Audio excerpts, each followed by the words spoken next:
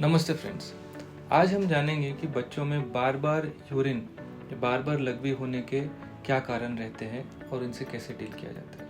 मैं डॉक्टर विशेष दीक्षित हूँ, paediatric surgeon हूँ, पुणे में प्रैक्टिस करता हूँ। बच्चों में यूरिन का कंट्रोल लगभग 3-3.5 साल की उम्र तक आता है। उसके पहले उनका कुछ कंट्रोल नहीं रहता है। जब यूरिन आती है वो कर देते हैं। 3 साल के बाद उनको समझने लगता है कि यूरिन को कैसे रोकना है, बाथरूम तक जाने तक कपड़े में यूरिन नहीं करना है, कहीं बाहर गए हैं तो रास्ते में नहीं करना है। तो वो कंट्रोल लगभग 3 साल के बाद आने लगता है। फिर भी कई बच्चे रात को बेड में बिस्तर में यूरिन कर देते हैं। वो कंट्रोल आने के लिए कई बच्चों को 5 साल तक लग जाते हैं और कुछ बच्चे ऐसे होते हैं जो 7 साल तक भी रात को बेड में यूरिन करते हैं।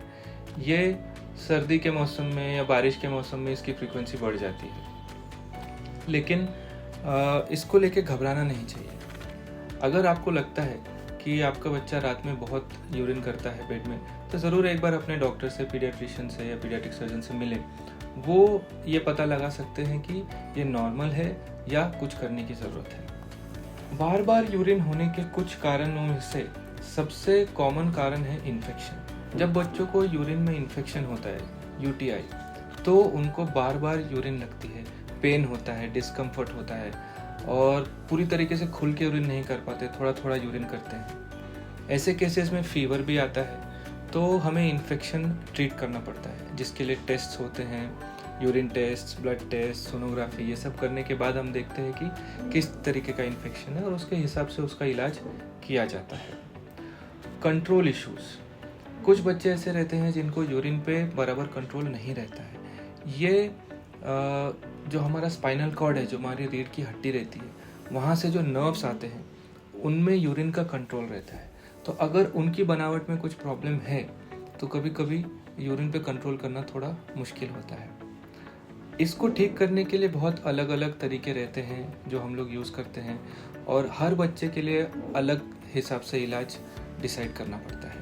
एनाटॉमिकल इश्यूज़ मतलब बनावटी प्रॉब्लम। तो यूरिन का जो ब्लैडर है, अगर उसकी बनावट में कुछ प्रॉब्लम है तो भी कंट्रोल में प्रॉब्लम हो सकती है, या वहाँ से बाहर आने का जो रास्ता है वो सही से नहीं है, उसमें कुछ प्रॉब्लम है।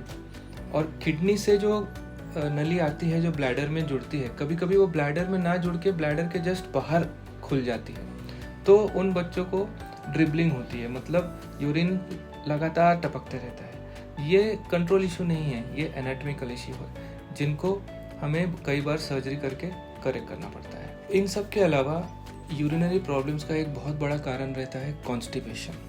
जैसा कि आप फोटो में देख सकते हैं कि संडास के रास्ते के जस्ट आगे यूरिन के बाहर आने का रास्ता रहता है और उसके आगे हमारे कमर की बोन रहती है।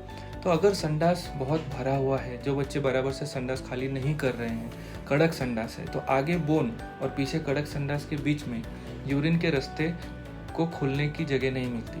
तो ऐसे बच्चे यूजुअली यूरिन रोक के रखते हैं, उनकी यूरिन जमा होके आगे प्रॉब्लम्स क्रिएट करती है। तो अगर आपके बच्चों को यूरिन का प्रॉब्लम है तो हो सकता है कि शायद ये कॉन्स्टिपेशन की वजह से भी हो।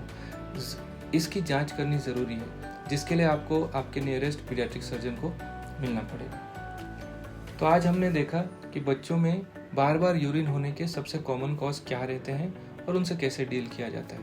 अधिक जानकारी के लिए please contact your nearest paediatric surgeon. Thank you.